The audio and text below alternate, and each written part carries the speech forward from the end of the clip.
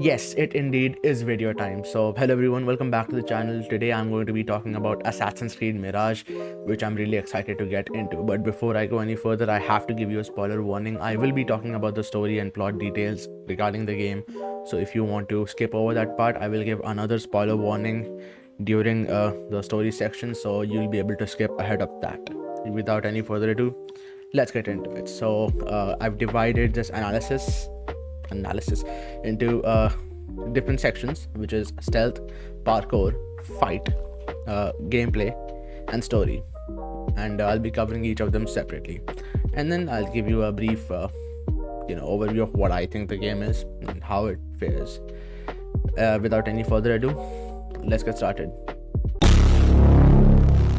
So, stealth. Talking about stealth, it was satisfactory. There is a basic level of stealth that I admire and enjoy, although it's not over the top levels, obviously, like Metal Gear Solid, but it is a very good amount of stealth that I enjoy.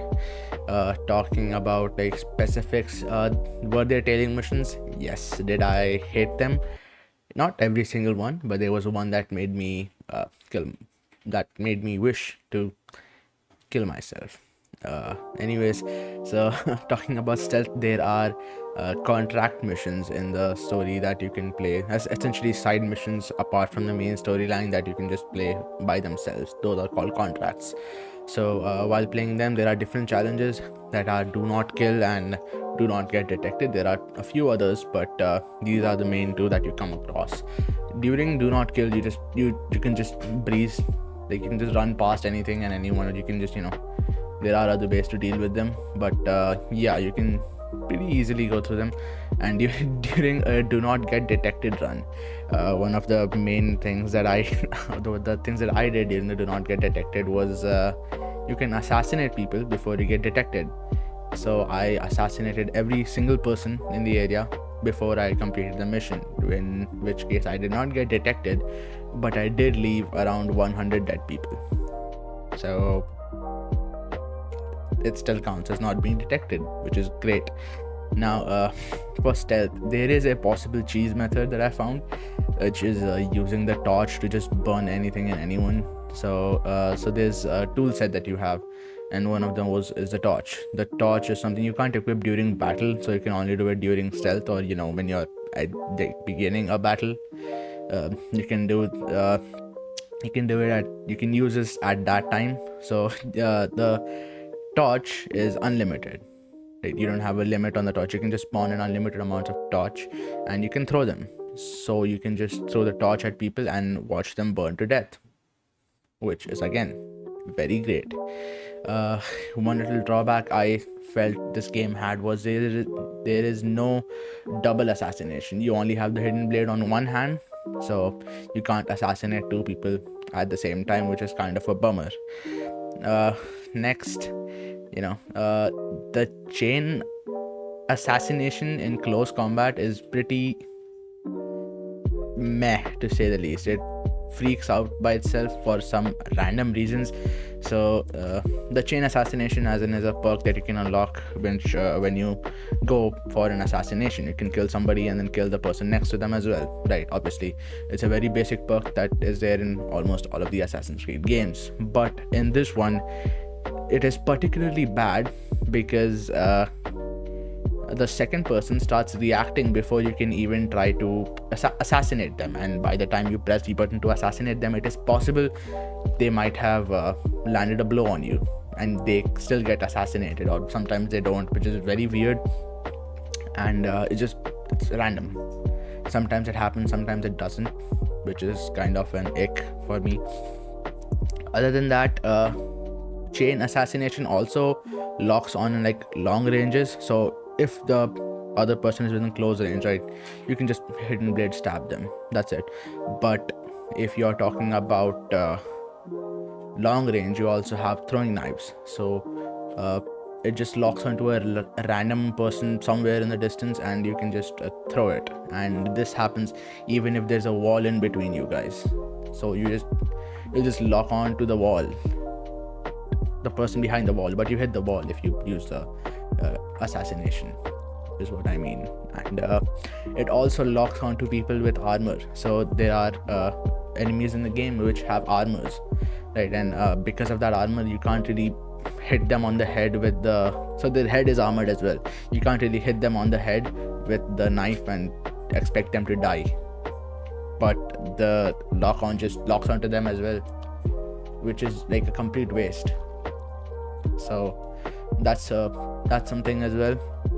Apart from that, the main topic for stealth is assassin's focus. So many people had problems with assassin's focus. It's the, like, you know, it's the mode where you press R3 and like time freezes. You have the option to select like targets. At first it's 2, but then you can like go up to 5, I think. And so you use assassin's focus by pressing R3 or some button on the keyboard. I played using the controller, but yeah, you press R3 and then you go into the time freeze mode, and then you select, and then the person just like Basim just teleports and kills everybody in that order, which was kind of reality breaking, but it's fine. I didn't really use that a lot, so I don't really have comments on that. But yeah, it was not realistic, to say the least. I mean, it's a game, it doesn't have to be realistic, but it's aiming to be, so it was not realistic in that manner, which kind of broke the immersion, although I was not immersed, if that makes sense. So yeah, there was that. And suppose you're climbing in, like, you're like doing parkour, you know, you're hiding in some you know, like top secret area, like a high alert area that's highlighted red. So if you're climbing, or you know, if you're navigating through there and you're like in a high place, you'll just hear a random noise from somewhere like far going, what are you doing? I'll find you, or get down from there. And you're like, have I been spotted? Which is not true. It's just random background noise from the guards for some reason, even though they haven't seen you, because if they do this, they should start attacking you, and they don't. And it's just very weird. So anytime you climb up, it just starts going, what are you doing here? And it's just in the background, so you feel like one of the guards saw you, but they haven't. So it's very weird. And one thing I liked was freedom of infiltration. So, you know, you have lots of entry points into different like locations, and you've not just that, you can like talk to people. You know, you can get in through merchants. You can ask mercenaries to fight with the guards, so they distract them, and you can just slip in, or you can swim underwater to reach somewhere. So it's a pretty decent amount of freedom that you get. And that is it for stealth. So next on is parkour. So the parkour itself is pretty decent, although it could be faster. It's a personal preference of mine that parkour is a little bit faster, because I feel it's a little slow paced in this game. And there are enough insides of rooms that you can explore, that you can go through during the running. Not as much as Unity, of course, but it is still there. So it's not absent, but it's not as fleshed out as well. There are like a lot less number of people. Obviously, Unity was just great in parkour, we all know that. But yeah, it doesn't live up to Unity, but it is satisfactory, to say the least. It's very basic as well. There's like, you just have to hold A and run. That's it. That's all you do for parkour. And like, there's a wall, you just hold A and run towards it, you scale the wall. That's it. There is not even like a rhythmic tapping for like extra speed. Like not even like, oh, you land on something, if you press A at the right time, you get like a burst of speed. Not even that. You just hold A. That's it. Which is very not interesting, to be honest. The skill ceiling is 0. That's it. And there is no skill floor as well, if that's a thing. It's just the same. You can't do anything that is like really different, except for choosing where you want to go with the direction stick. Not really great. But the parkour also fights itself and the controller as well, because weirdly enough, like if there are 2 choices that you can go, you choose one, right? Sometimes even if your direction stick is pointed, even if your left stick, which I'm saying is the direction stick, even if you're pointing in the right direction, it'll still not go there. it'll still like choose some random direction, and it'll be a dead end, and it'll go like, you know, it's just bad. It sometimes fights itself as well. Like, instead of, it won't just, so if you can go up, it won't go up for some reason. There's random things that keep happening, like, you know, it doesn't choose the correct ones that you want to go to sometimes.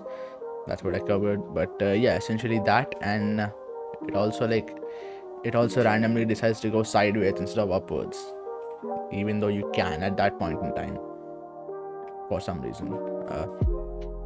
And there are some obvious pathways and missions. So like, obviously the first mission is like a tutorial, so there's like an obvious path that you can follow, and that is whole day just run, and it's like a perfect path that showcases all different types of like, you know, mechanisms that you have for parkour, which is fine in the first mission. Obviously, you know, it's a tutorial, they are introducing you to the game, so it's bound to happen. But it is also there in like a lot of other places, like escapes from different areas. So like, anytime a cutscene ends and you are spawned at a place, you need to go to a different place, right, which is a fixed location.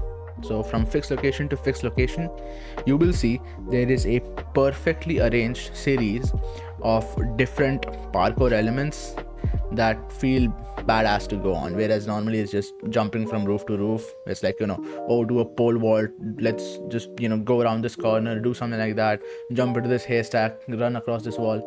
So it's something like that, which is interesting, but it's also very synthetic. Like, you can see it plainly. That breaks the immersion as well. And then there was a race mission where you had to run against this other dude using parkour, and it was very obvious which the faster route was. It was plainly obvious. If I can replay that mission, the gameplay will be on the screen, but if I can't, you'll just see me. So yeah. So that's it for parkour. Overall, it was pretty decent, but it can get better. There are little nitpicks here and there. Alright, so talking about the fights or the battles. So first I'll explain the types of soldiers or enemies that you come across. So there is a normal kind that they use like spears or swords, and you can just, you know, you can fight them normally. You can either fight them normally, or you can sneak attack them. It's the same thing. They are very easy, not really hard. So that's what she said. I don't know, but so there are also armored soldiers, like I said in the stealth section.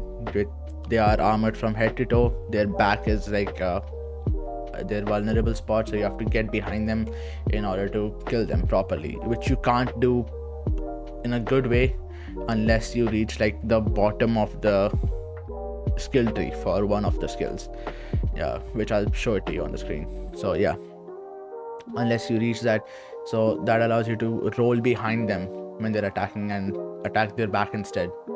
So yeah, and the armored guys, they do unavoidable attacks. So with the other people, you can block them, like, you know, you can parry them, or you can dodge them. With the armored guys, it's like 95% just the unstoppable attacks, so you just have to avoid them, like dodge them.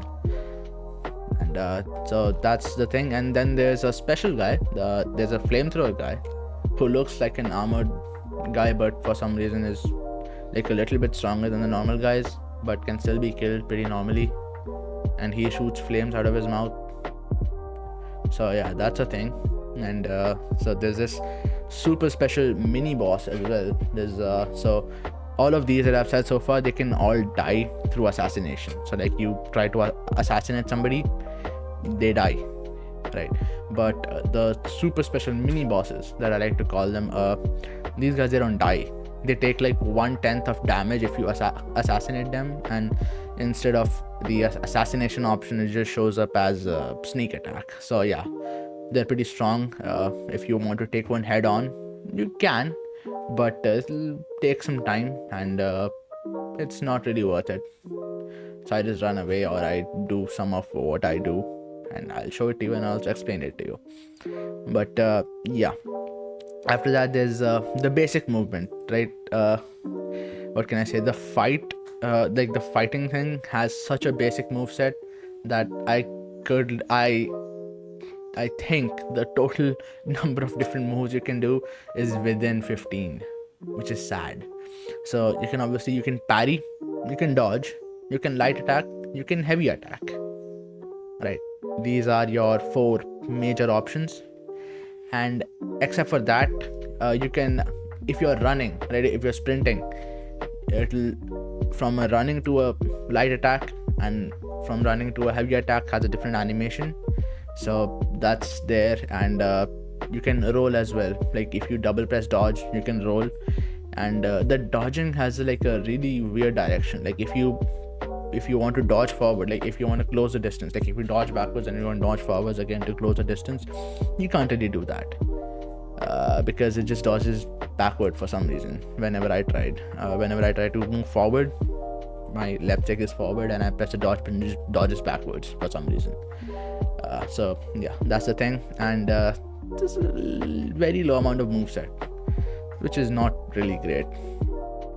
And so how I personally deal with fights, I obviously try to take anyone out I can through assassination, because that's what I like more. And the fighting is just not really very fleshed out. But if I have to, if it's just the normal guys, I'll just take them on, using like, just wait for them to do like a parryable attack, parry them, kill them. Because if you parry somebody, you can just kill them in one move. That's the thing with these normal guys, even the armored guys, I guess. But the armored guys, you can't parry, so my bad. So yeah, if these normal guys attack you, you can parry and kill them in one move. Other than that, what do I say? Like if there's a heavy guy, right? If there's an armored guy, what I like to do is I like to throw a smoke bomb and then just assassinate them afterwards. So like just if you throw the smoke bomb, they can't see anything. You become invisible to them, and you can just assassinate them at that point. So one smoke bomb for one armored guy, it's not a bad deal. But you can also upgrade the smoke bomb to a place where it can catch fire or it is poisonous. Right. So because of that, yeah, you can do that as well. You can use it and just spam it until they die. So yeah, that's the thing you can do as well, which I mostly do because I don't like fighting these people at all. Other than that, dude, the camera, what can I say? If you're fighting and you're backed up against a corner, the camera will be fighting you like majorly. Your camera will be focused on a wall instead of the enemy, and you can't see anything. You literally cannot see anything. It's just the wall, and you have to just make out the sound cues and like maybe somehow get away from there if you're not cornered like completely, and then you can start fighting again, which is very bad. The camera fighting you is not good. Then one thing I wanted to say was if you're fighting against like a number of people, right? Like if there's like 10-15 soldiers, if they're normal soldiers, it just loses its intensity because you just wait for them to like give you a parryable attack, you parry and then kill them. Not a lot of them attack at the same time, which is good because the system can't handle lots of people attacking at the same time. If like somebody does a parryable attack and somebody does like an avoidable attack, if you avoid, you get hit by the parryable attack. If you parry, you get hit by the avoidable attack. It's a very weird thing that keeps happening sometimes. So if you're like cornered by like 10-15 normal guys, they just wait for their turn, which is sad, because even though the earlier Assassin's Creed games weren't like earlier as in before this, they weren't like very Assassin's Creed, like the assassination wasn't really good, but they did have a good amount of one-on-one fight. So they could bring some elements back. You don't have to completely strip that down because it's just the bare bones right now, which is making it work. But I'd obviously prefer a little bit more fleshed out. Still make. So the reason they did this was they wanted to make it Assassin's Creed, not the RPG game that they made it earlier. But yeah, so they want you to prefer assassination, which I do in general, but you don't have to. You can make the guy disabled, like you can my bad, you can make Basim weak, don't make the system weak, what I'm saying. But yeah, essentially that's how I feel about the fighting or the battles. Next on is the story. So spoiler alert again for the story. I'm going to be covering the plot of Assassin's Creed Mirage from now on, and so I'll be talking about the story. If you want to avoid the story, or feel free to skip ahead. So getting into it now. The story is kind of weird. So not weird, it's loose, it's basic, it works till a certain limit, but it's very basic. So essentially, you're Basim, who is a thief in Baghdad, right? That's what they call it. I don't know, I call it differently, but okay, he is a thief, right? So he has dreams of a ghost or a jinni. That's what they call it in the game. So he has dreams of a ghost that haunt him every night almost. So he has that thing, and then he is a thief, right? And he gets a contract from the Hidden Ones multiple times to steal something for them. And he is a guy who like lives in the slums, right? He wants to fight for his people, kind of vibe. So he wants to do that. He wants to join the Hidden Ones. So he overhears the Hidden Ones talking about like an important chest, and he thinks, oh, why not go get it for them. He tries to do that. He ends up killing the ruler of the area, or the Khalifa, and he ends up killing them, and breaks the relic that the chest had, right? And then he gets indoctrinated into the Hidden Ones, and then from there on he goes back to the place when he has to fight the Order. He goes back to the place, one by one he kills the Order members, and then finally he realizes that during the last assassination, he realizes that okay, something is related, the jinni is related to these people, and every time he has an assassination related to the Order, he gets visions of the jinni that get stronger each time. So by the end, he goes back to the base of the Hidden Ones, which has been taken over by the Order. Then you have to fight them. You have to get into the temple. The base of the temple, there's a giant monolith where you find the plot twist, which is he had a best friend, but his best friend was just complete imagination, which is such a big plot hole, because I cannot believe how did nobody else notice that my guy was a schizophrenic. He was literally talking to thin air. Or it is possible that he was just talking within his own mind, and through the game it seemed like he was talking to someone. But once again, it's like the guy would just blank out for like 5 to 10 minutes, and if he was talking to his friend in his mind, which is very weird. But it was never led on. There were no hints for this thing, and it just came to me as a surprise. Yeah, so my nitpicks, it's kind of loose. There was that plot hole. There's other like very little plot holes as well. Like there's really not, but this is the one that I found was kind of major to me, at least. So the story is kind of basic, works to a certain limit, but it's loose, and no one else knows he's a schizophrenic. And there's a thing. So the Hidden Ones, right? The Hidden Ones is just the name for the Assassin's Creed, like the Creed, which is called the Hidden Ones in this game because they haven't yet become the Assassin's Creed. So so they're the Hidden Ones, right? But there's a little boy in the game. You come across him. There's like a Tale of Baghdad kind of thing. So it's like a side mission. So you come across this little boy who knows about the Hidden Ones, and I am like, how is this possible? Because this is supposed to be a top secret organization that is fighting to save the world, and there's a little guy here, like a little boy, who is aware of these people. That does not make sense to me. And the story, like the world in itself, is not very extremely fleshed out.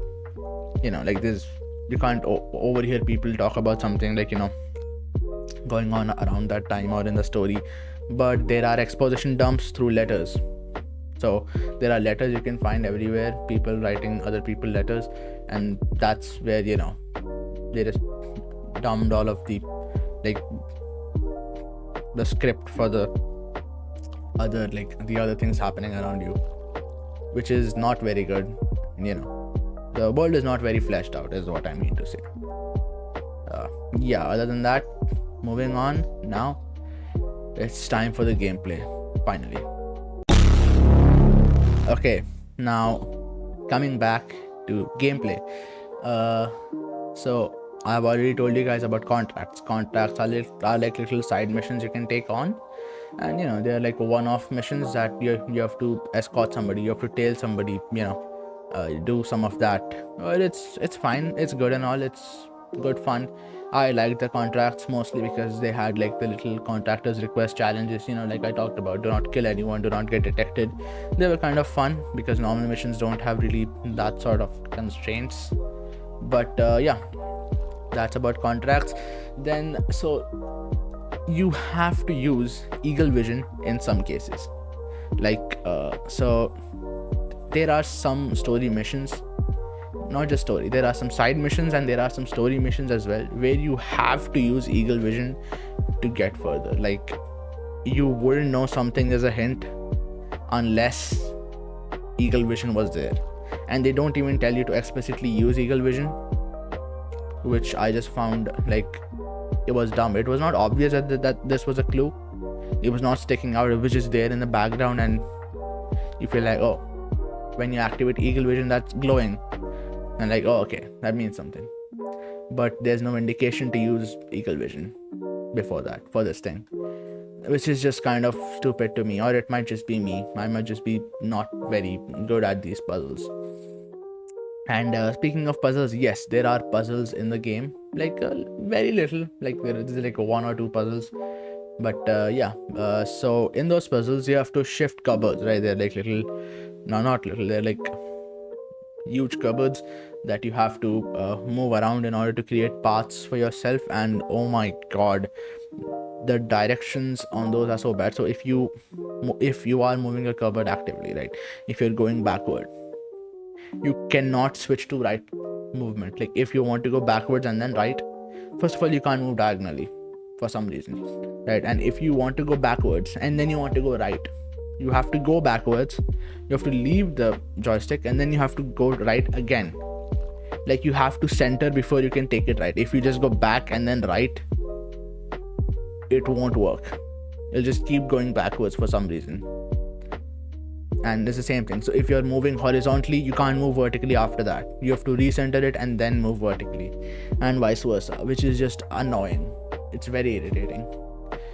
Then obviously there's the token system that this game has. So by doing side missions or by doing normal missions, you earn tokens. You can also steal tokens off of people. You can pickpocket people. That's one of my favorite things to do in the game. You're just walking and there's like, why to pickpocket? I'm like, why not? And then just pickpocket people. And it's like a little mini game. It's a little quick time event that you have to play. You press Q and then you press Y and then you press Y again when the time's right. So that's the pickpocketing. And I just do that whenever I get, like, whenever there's the option. So you get tokens through that as well. And you can use tokens to either lower prices at like a trader. So you can give them a token, go like, reduce the prices by 10%, give me like a 10% discount, and they do that. Or you can use tokens to bribe people during missions or side missions, or you can also use it for your notoriety, which I'm going to explain. But so there's that. And then you can also use it to give to mercenaries or to traders or scholars, depends on what kind of token. So there are different kinds of tokens. You have different uses for them, but essentially you can use them to infiltrate, you can use them to distract, basic stuff. And then there's a notoriety system. So if people see you doing an illegal act, which will be highlighted by like a red hand symbol, so if they see you doing that, either a guard or a normal person, your notoriety will increase.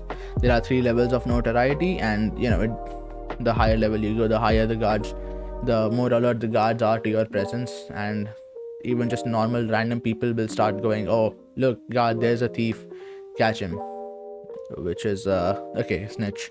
But so that happens. And so you can either rip down wanted posters of yourself, or you can go to a munadi and you can bribe them using tokens, and you can get your notoriety down through that. And So the tool upgrade is also kind of weird. So you have like 6 tools, I believe. So you have 6 tools, and you can, all of them have 3 tiers of, upgrades.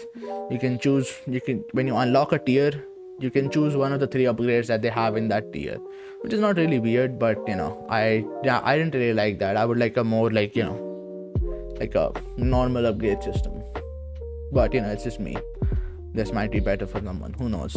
This allows for a different kind of playstyle for everybody, because you can't incorporate many sorts of playstyle into your own playstyle, which is sad. But yeah, so I think there's also a possibility for many like more weapon options, because until now I have only found three different swords, and that's it.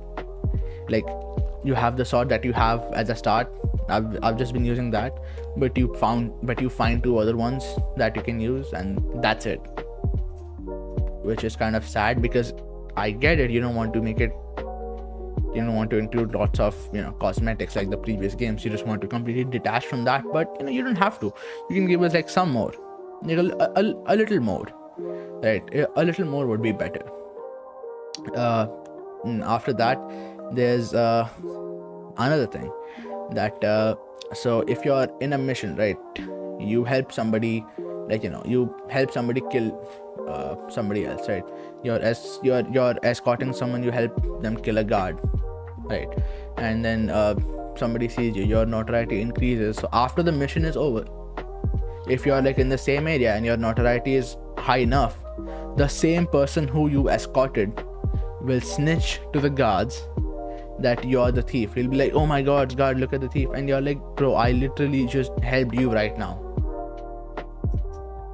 And that, like, they just forget about that. They just forget why you have that notoriety. They're like, oh my god, you're the thief, for some random reason. Or if you have notoriety from before as well, if you help them, the mission is over, they just start going in the middle of the mission. For one of my missions, this happened. A guy just started in the middle of the mission. One of the people from my side, from the hidden one side, like from the rebellion side, it was like, oh, you're the thief, guard, come, there's the thief. And they're actively fighting the guards, and I'm like, what the hell? So yeah, it's overall, it was pretty fine, but yeah, not really any glaring issues. It was fine. So overall, right, this game was good. If given the chance, I might play it again. Not say I would. If I had other options, I might go for them as well. It's not like a high priority, but I might replay this. It was good enough. I had fun playing this. It was not addictive, but yeah, it was good enough, I'll say that. And which is what leads me to the title. I was thinking this would be a bad game, considering the reviews that it received on launch. That, at least that's what I thought. But this is a pretty okay game, and now the reviews say so as well. I found out when I was doing research for this video, the reviews agree it's an okay game. So yeah, Assassin's Creed Mirage is not as bad as I thought. With that, we reached the end of the video. Hopefully you enjoyed my breakdown of the game. If you'd like to see more of these kind of videos, please do let me know. And if you have some other views, if you want to, if you think something else is true, feel free to use the comment section. That's what it's for. But yeah, goodbye. I'll see you later, whenever that is. But goodbye.